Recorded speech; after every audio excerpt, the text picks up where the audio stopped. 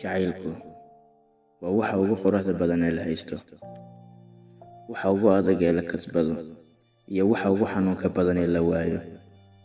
Goortii aad tiraahdo waan ku jeclahay, waxaad ballan ka qaadaysaa qalbiga qofka leh. Waa inaad ku muujisaa ficil oo aad caddaysaa.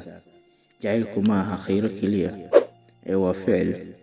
Jacaylku ma aha dareen keliya ee waa daryeel. Qofka sida saxda ah kuu jecel wuxuu ka hor istaagayaa inaad dembi samayso, halkan kan saxda kuu jeclaynna wuu kugu dhiirigelinayaa xumaanta iyo inaad samayso dembi.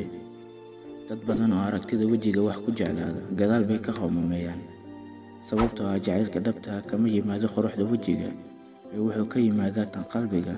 Inta aadan qofka jeclaan, marka hore fiiri inuu jecel yahay naftiisa. Haddii uusan jeclaan naftiisa, adiga kuma siin karo jacayl. Markii uu qofku jecel yahay, ma aha had iyo jeer inuu kaaga sheego afka.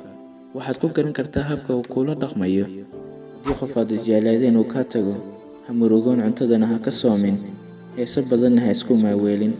Fiiri naftaada inaad nooshahay oo aad neefsanayso, kadibna horay u wado noloshaada. U sheeg naftaada inuu kaa tagay qof aysan ka tagin ruuxdooda. Ha u beddelin midabkaada iyo naftaada si dadku ay kuu jeclaadaan. Ahow qofka aad tahay, waxa ku jeclaanaya dadka saxda ah. Dadka sida dhabta isu jecel sinaba kuma kala haraan. Haddii ay jirto boqolaal sabab oo ay ku kala tagi karaan, waxay helaan hal sabab oo ay ku wada joogi karaan.